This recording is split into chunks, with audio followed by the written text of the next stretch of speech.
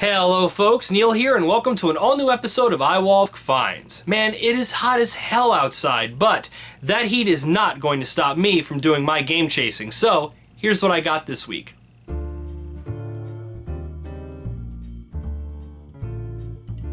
I got here a little early and it rained last night, so most of the tables are still barren.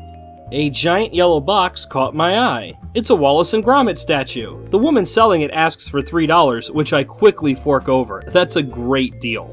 She also had this box with a Nintendo Wii plus accessories and a nice selection of games. $100 for the entire box, and she wouldn't sell any of the games separately. Technically not a terrible deal, but way out of my budget. I head to the indoors area of the market and... this guy. Most of these same games are here every week, and I just feel bad. There's some good titles here, and the seller will make deals with you, but the poor games! Almost all of them are sun-bleached, or have torn labels, or otherwise just in awful, awful shape.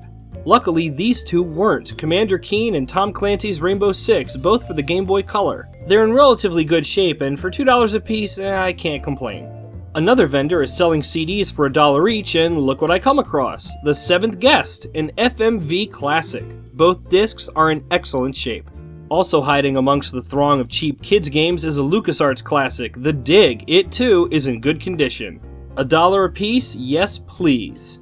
This is the shop of one of my favorite indoor sellers. He's got everything from comics to novels to sci-fi and horror DVDs to anime and Magic the Gathering cards. It's a tiny little geek heaven. Sadly, he doesn't have any games today, but I always check back with him.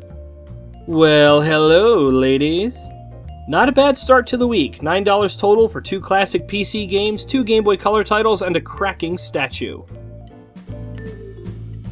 First Goodwill stop of the week, and right off the bat we have a PS1, 2 controllers, all power and video cables, $15. Considering it has all the necessary components, that's not too bad of a price if it works. And here's a bare bones model for $5, and hey, a free Rugrats game inside. A Microsoft Force Feedback Pro. This is the second one I found in a month.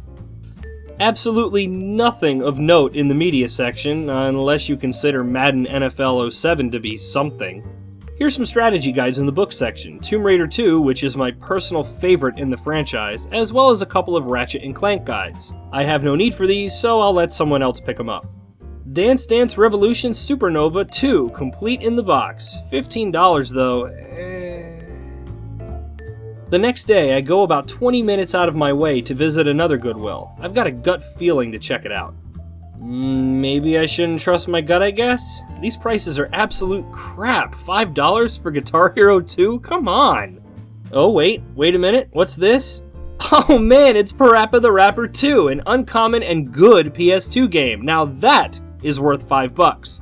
Not only did I snag a clean, complete copy of a great PS2 game, but it has a PS1 memory card inside. Bonus! Guess I'll keep on trusting those gut feelings. Goodwill number 3, absolute zilch except for this box to Sim collection.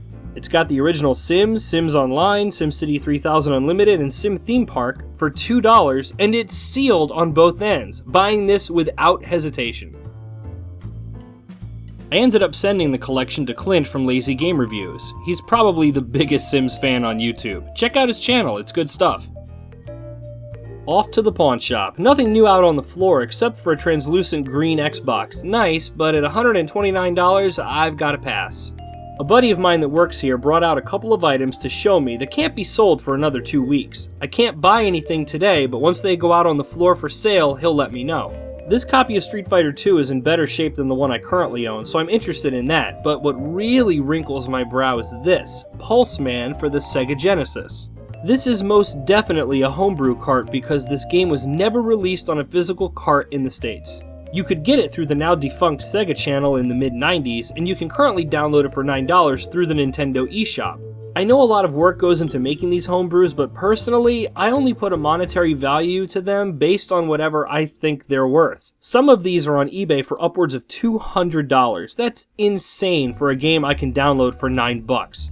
Still, this is a really well-made package, and I'm going to try to grab it for a reasonable price once it comes out for sale.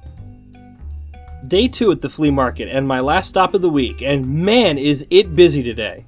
This guy's hilarious. He's trying to sell the Xbox and N64 around the $30 mark with no games. Pro tip, the point of selling at a flea market is to make a decent profit and not have to haul stuff home. If you want eBay prices, sell on eBay. Same with this lady, $7 for Marvel Ultimate Alliance on PS2? Nope. Here's someone I've never seen at the market before, and right away I spot this Final Fantasy VII Advent Children limited edition collector set. The way things are going today, I expect an insane price, so imagine my shock when she says $4? Okay. I grabbed this Seinfeld transcript to make it an even 5. I'm very, very cautious when it comes to buying modern PC games that are open. Most new physical disc PC games come with a one-time use code, so if you buy one of these at a flea market and the code's been redeemed, then you just bought a coaster. This guy's got a set of 3 Teenage Mutant Ninja Turtles metal TV trays from the late 80s. I had one of these as a kid. I would have loved to grab one of them, but he wanted to sell them as a $10 set. I could have probably flipped the other 2 and got my money back, but I don't really have the time. Hope he sells them. Back inside to the same guy I bought the 7th Guest and the Dig from, and what do you know, another interesting PC find. A Sonic 3D Blast and Sonic R double pack. Both discs are intact, and for $1, it's almost like getting a free game.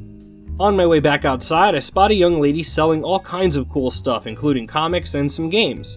I already own Metroid Prime, but Metroid titles seem to always make excellent trade bait, so I got the seller to shave off $1 as we discussed our favorite comic book artists. I love Alice Ross, and Greg Horn is my favorite. Really? I love Greg Horn. This trip started off poorly, but I ended up getting some cool stuff for only $10.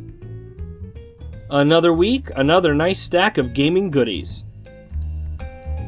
And there you have it, folks, this week's finds. And you know what? You can find cool stuff like this too, just remember to carry some extra cash on you. And if you're out driving around and you come across a pawn shop or a flea market or a swap meet or a Goodwill, pop in there and take a look around because you never know what you'll find.